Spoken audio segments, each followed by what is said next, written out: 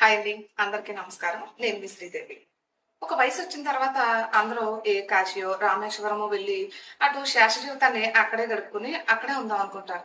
కానీ చెముళ్ళక గ్రామంలో ఈయనైతే మనం ఎక్కడికో వెళ్ళి ఎక్కడో నివసించడం కాదు, ఇక్కడ ఒక ఆశ్రమాన్ని నిర్మించుకుని అలాంటి ఎంతో మందిని ఇక్కడికే రప్పించుకుని ఇక్కడే మన పుట్టి పెరిగిన ప్రాంతంలోనే మనం ఉండాలి అనే ఒక ఆలోచనతో ఆయన ఇక్కడ ఒక ఆశ్రమాన్ని నిర్మించారు. ఆ ఆశ్రమం ఏంటి, అసలు ఎందుకు నిర్మించారు, ఇలాంటి కొన్ని విశేషాలని ఆయన అడిగి తెలుసుకుందాం. రండి. గోపాలకృష్ణ గారు నమస్తే. భగవద్బంధు ఆశ్రమం అంటారు అంటే మీరున్న ప్రాంతం మీద మక్కువతో మీరు ఇక్కడ నిర్మించారా, లేకపోతే ఇక్కడ ఈ ఆశ్రమాన్ని నిర్మించడానికి గల కారణాలు ఏంటి, ఈ ఆశ్రమంలో ఎటువంటి సదుపాయాలు ఉన్నాయి, ఇవన్నీ ఒకసారి తెలియజేయండి. ఆశ్రమం నిర్మించడానికి కారణం, ఈ స్థలం సేకరించిన తర్వాత స్వామివారి ఆలయం కడదామని నిర్ణయించుకున్నాం. కానీ అనుకూల పరిస్థితులు కలిసి రాక ఆశ్రమం నిర్మించి ఈ కలియుగంలో హరినామ సంకీర్తనం జరిపించాలని, అఖండ భజన కార్యక్రమాలు చేయాలి అలాగని ఉద్దేశంతో ఈ స్వామివారి మీద ఉండే భక్తితోటి నేను ఈ ఆశ్రమం నిర్మాణం చేసినాను. దానికే భగవద్బంధువుల ఆశ్రమం పేరు పెట్టి భక్తులందరూ వచ్చే విధంగా సదుపాయాలన్నీ ఏర్పాట్లు చేశారు. భగవద్బంధు అంటే భక్తులకి అనుసంధానం చేసుకున్నాండి. భక్తులు అనుసంధానం చేసుకుని ఇప్పుడు ఈ ఆశ్రమంలో ఏ ఏ భజన కార్యక్రమాలు జరుగుతుంటాయి. తర్వాత ఏమో ఈ ప్రతి శనివారం ప్రవచనాలు జరుగుతాయి. ఎవరు ఏ బంధువులు వచ్చి కూర్చున్నా, భగవద్బంధువులు ఎవరు వచ్చి కూర్చున్నాను ప్రశాంతంగా మనసుకు ఆహ్లాదం కలిగే విధంగా దీన్ని నిర్మాణం చేయించారు. అంటే భగవద్బంధు అంటే అంటే భగవంతునికి బంధువు అనే అనుకున్నారు. అది అంటే భక్తితోటి ఉండే మానవుడు భగవంతుడికి బంధువు అవుతాడనే ఒక విధానం. ఇప్పుడు ఒక భజన కార్యక్రమం ఉంది, భజన చేసేటప్పుడు 10 మంది కూర్చుని భజన చేస్తుంటే ఆ భగవంతుడు కూడా 10 మందిలోకి వచ్చి కూర్చుంటాడని ఒక విధానం ఇది. ఆయన కూడా మనతో కలిసి ఈ భక్తులతో కలిసి భజన కార్యక్రమంలో ఉంటాడని ఒక నమ్మకం. ఆ నమ్మకం మీద దీనికి భగవద్బంధువుల ఆశ్రమం పేరు పెట్టాం. ఇప్పుడు ఈ ఆశ్రమం సొంతంగా మీరు మాత్రమే నిర్మించారా, అంటే మీ పూర్వీకుల మీద ఇష్టంతో గాని అలా, అంటే ఇది నిర్మించడానికి అసలు మీకు అప్పట్లో ఉన్న ఇదేంటి, అప్పట్లో మీ మనసులో ఏమనిపించింది అసలు ఈ ఆశ్రమం నిర్మించడానికి? నేను దాదాపు 1976 నుంచి స్వామి ఆరాధన చేసుకుంటూ వచ్చాను. ఆయన ఎప్పుడు కూడా మరుగులేదు. తర్వాత సంతాన రీత్యా బిడ్డలు పెద్దవాళ్ళు అయ్యి ఎవరి కార్యక్రమాలు, వాళ్ళ పెళ్ళిళ్ళు వ్యవహారాలు అన్నీ జరిగిన తర్వాత వాళ్ళు ప్రయోగులు అయ్యి వాళ్ళ సంసారాలు చేసుకుంటున్నారు. అలాగని ఈ జీవించినంతకాలం స్వామి సేవ చేసుకుంటామని అభిప్రాయం చొప్పుని నా సొంత సొమ్ములతోనే ఈ కార్యక్రమాన్ని నేను నిర్మించుకున్నా.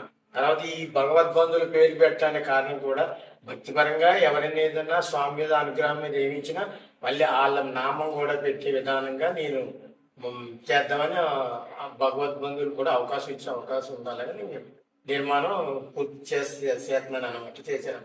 అంటే ఇక్కడ మనం స్పెషల్ గా చూసుకున్నట్టయితే వెంకటేశ్వర స్వామి విగ్రహం కనిపిస్తుంది కదా. వెంకటేశ్వర స్వామి మీ కులదైవమా లేక మీ ఇష్టంతో నిర్మించుకున్నారా? అది కులదైవం అంటే మా తల్లిదండ్రులు మాకు ఈ ఫలానాన్ని ఏం చెప్పలేదు. కానీ నేను 1976 నుంచి కూడా ఆయన్నే కులదైవంగా ఆరాధిస్తూ ఆయనతోనే ఈ జీవితం గడిపే విధానంగా ఆయన విగ్రహం పెట్టుకున్నాను. నేను ఆయనతోనే అన్ని కార్యక్రమాలు కూడా ఆయన సలహాతోనే అన్ని జరుగుతున్నా లెక్కలు.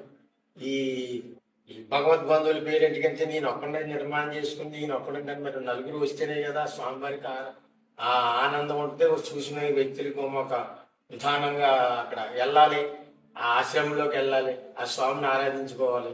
ఎంతో విజయాన్ని లెక్క ఉంటుందన్న లెక్కల్లో నేను ఆ భగవద్బంధుల పేరెట్టి ఆ స్వామిని ఆరాధించుకుంటూ ఉన్నాం. ప్రతి శనివారం భక్తులు అందరూ వస్తుంటారు.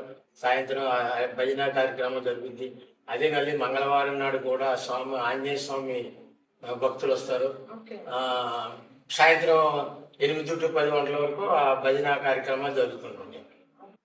అంటే ఆశ్రమం అంటే ఇక్కడ కొంతమంది పెద్దవాళ్ళు వచ్చి సేద తీయడానికి, లేకపోతే కొన్ని డేస్ ఇక్కడ ఏమైనా స్పెండ్ చేయొచ్చు అంటారా? ఇక్కడ ఎటువంటి కార్యక్రమాలు నిర్వహించబోతున్నారు మీరు? పెద్దలు వచ్చి సేద తీసుకోవచ్చు. తర్వాత భక్తిపరంగా ఆ స్వామివారిని ఆరాధించుకోవచ్చు, మౌనంగా ధ్యానించుకోవచ్చు, ఏ విధమైన డిస్టర్బెన్స్ ఉండదు. తర్వాత రెండోది ఏంటంటే ఈ చిన్నపిల్లలు పుట్టినరోజులు చేసుకున్న ఒక స్వామివారి వ్రతానికి చేసుకున్న ఒక కళ్యాణం చేసుకున్న అన్ని వాటికి సదుపాయాలు ఉండేలాగా దీని నిర్మాణం జరిగింది. బంధువులు భగవద్బంధువులు ఆ ఈ సదుపాయాలు వినియోగించుకుంటారని నేను కోరుకుని ఈ ఆశ్రమ నిర్మాణం జరిగింది. గోపాలకృష్ణ గారు, అసలు ఈ ఆశ్రమం నిర్మించి ఎన్ని సంవత్సరాలు అయిందంటారు? ఈ ఆశ్రమం నిర్మించిన తర్వాత ఇక్కడ ఏమైనా అంటే కన్యాదానం జరగడం అలాంటి వాటికి ఏమైనా మీరు ఈ ఆశ్రమాన్ని ఉపయోగించుకోవచ్చు అంటారా? ఏమైనా జరిగినాయా అటువంటి ఏమైనా? ఒకసారి తెలియజేయండి. ఇప్పటి వరకు కళ్యాణం జరగలేదు. సత్యనారాయణ వ్రతం ఒకటి జరిగింది, పుట్టినరోజు ఒకటి చేసుకున్నారు. ఈ తర్వాత కళ్యాణం కూడా చేసుకున్న అన్ని సదుపాయాలు ఉంటుంది. దాదాపు 50-100 మంది వచ్చిన కళ్యాణం చూడటానికి కానీ ఏ కార్యక్రమం చేసుకునే సదుపాయాలు ఉన్నాయి. అన్ని సదుపాయాలు ఉన్నా ఆ సదుపాయాలు వినియోగించుకుంటారని కూడా నేను ఆ భక్తులను కోరుకుంటున్నాను. చాలా గొప్పగా వివరించారు గోపాలకృష్ణ గారు. అయితే ఆధ్యాత్మికంగా మీరు ఎన్నో విశేషాలు తెలుసుకుని ఉంటారు, ఎన్నో విషయాలను తెలుసుకుని ఉంటారు. అవన్నీ ఇప్పుడున్న ప్రజెంట్ జనరేషన్ పిల్లల కోసం కొన్ని విషయాలు మాకు తెలియజేయండి. ఈ అన్ని విషయాలు తెలుసుకుంటూ ఇప్పుడు నేను ఈ ఆశ్రమ నిర్మాణం జరిగిన తర్వాత అది జరగముందైనా సరే ఆ స్వామివారు ఉన్న భక్తి ప్రసన్నతో ప్రతి శనివారం నాడు 7 గంటల నుండి 9 గంటల వరకు విష్ణు సహస్రనామం, ఆ స్వామివారి దివ్య చరిత్ర, ఆ పూజా కార్యక్రమాన్ని కూడా గ్రామంలో ఉన్న ప్రజలకి మైకుల ద్వారా వినిపిస్తున్నాను కూడా. ఆ స్వామి ఆరాధన చేసుకుంటూ ఆ భక్తి పరంగానే ఇక్కడ జీవించడానికి నేను ఈ ఆశ్రమం కూడా ప్రతి భక్తులు కూడా భక్తులందరూ కూడా దీన్ని ఒక విధానం, ఈ కలియుగంలో ఉన్న నామ సంకీర్తనే దీనికి పరిహారం, పాప పరిహారం. రామ అనే 2 అక్షరాలు దాన్ని పట్టుకుని ఆ నారాయణమూర్తిని పట్టుకుని ముందుకు సాగుతున్నాం. అది మరి ఆ తర్వాత దైవ కార్యం, ఆ స్వామివారి దయ. ఓకే గోపాలకృష్ణ గారు, నమస్తే.